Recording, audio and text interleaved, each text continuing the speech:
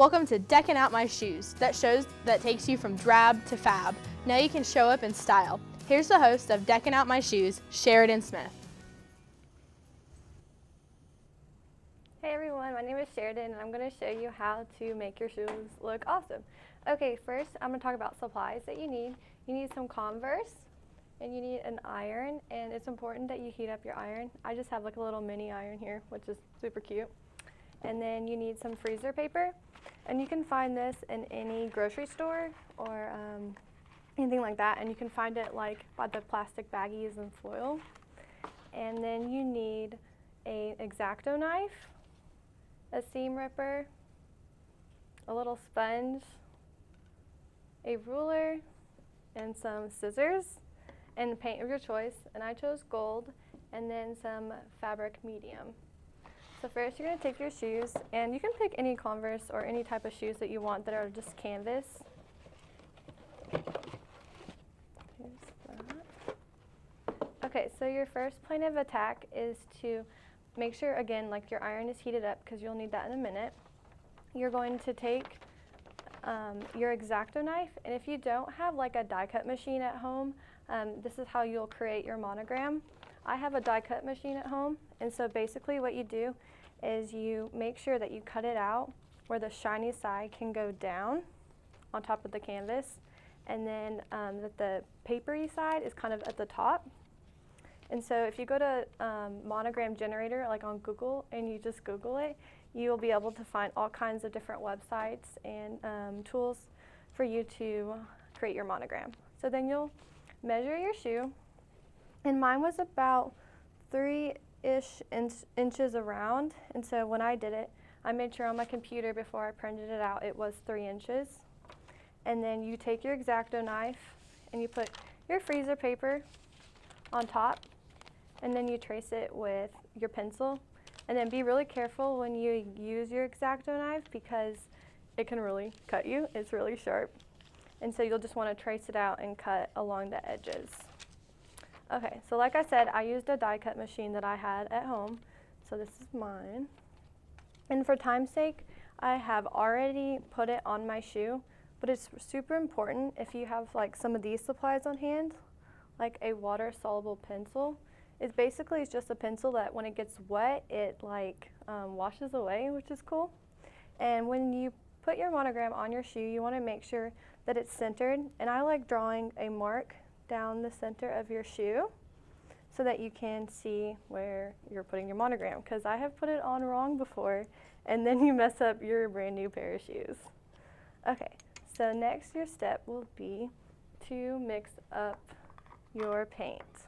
And I don't want to get paint on my pretty tablecloth, so I'm going to put something down. And basically fabric medium is just paint so that when you put regular paint with like a fabric paint, it makes it not so stiff. And so the directions say 1 part medium, 2 parts paint. So I kind of just measured. There's not really an exact science. So, and I chose gold because it's super important to make them look cool. Just pour that in there. And obviously I don't need that much paint. So if you have more maybe shoes at home or even like a t-shirt and you want to create one, this is awesome for that too. You always want to make sure you shake it up. Put some fabric medium, and then you just mix it up. And you also might be wondering, okay, well, what happened to the Converse logo on the front of your shoe? Well, that's where your seam ripper comes in handy. Let's see. Here's the Converse logo, and when you take, it's normally right here, and you just take your seam ripper in the middle of it, and you just go down where the seams are, and it just rips it off. And you just make sure you do both sides, and it comes right off. And the holes really don't get in the way, which is really interesting, because you would think that it would matter, but it doesn't. And we just keep mixing. And when we come back from break, we will be painting our shoe. And we will paint our shoe and make it look really cool.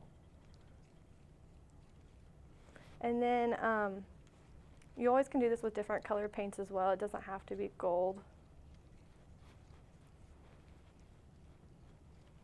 All right, when we come back, we will work on this. Are you tired of being tired?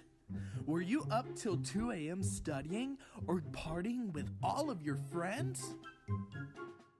Hey Sam, introducing Bag of Dreams. It's perfect for in-between classes, lunch, and sporting events. It's lightweight and easy to travel with. Now I can stay awake.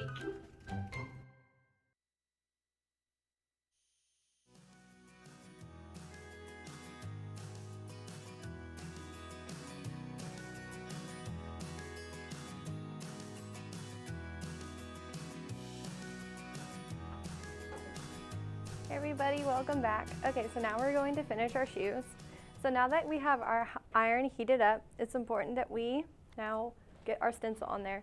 Now for time's sake, I have already started putting it onto the shoe, but basically you want to make sure that you use your scissors and just cut, you know, just around it so it fits.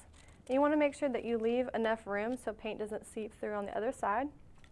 Okay, so I'm going to finish ironing, and it's sometimes nice to put it on a table like this, or I just hold it in my hand. And you don't want to like move the iron, you just want to hold it. So you just do that. And it will eventually stick, which is cool. Can you see that? You just want to hold pressure down. You want to make sure that there's no seeping, because if so, the paint will leak through. I think that's good. So then you want to take your sponge brush, and I like this one. You also could use one like this. It really doesn't matter. And I also like to use my little paintbrush. So I'm going to make sure there's not so much paint on there. All right. So you just dip your paint in there, and you always want to get some of the excess off because you really don't want a lot. So you'll take it, and then you'll just dab. It's kind of scary, but it will work out, I promise. You just dab like this. And you don't want to rub, because if you rub, it has the tendency to leak through. Like that.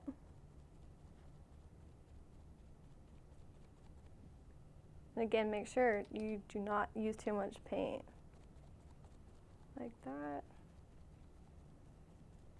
And like I said, like I've done like the normal red and blue Converse before, and I just use like a navy blue paint, which is really fun too.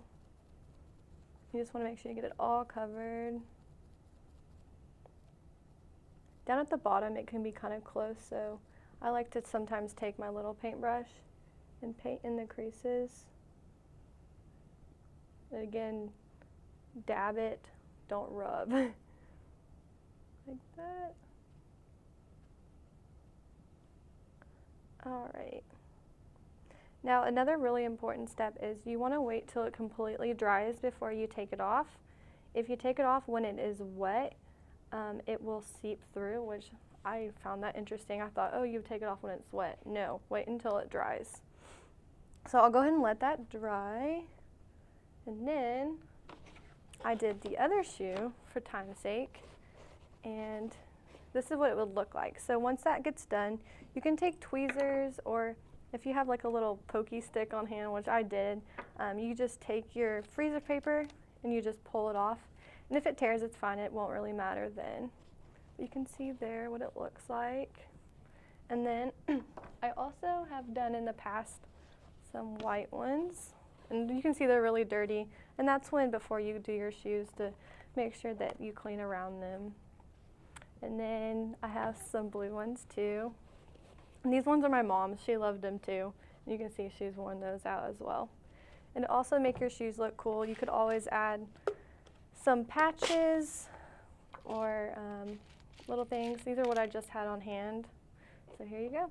All right, thank you guys so much for tuning in. And if you can go to my website, www.agirlinpaintbrush.com for more information. Thank you.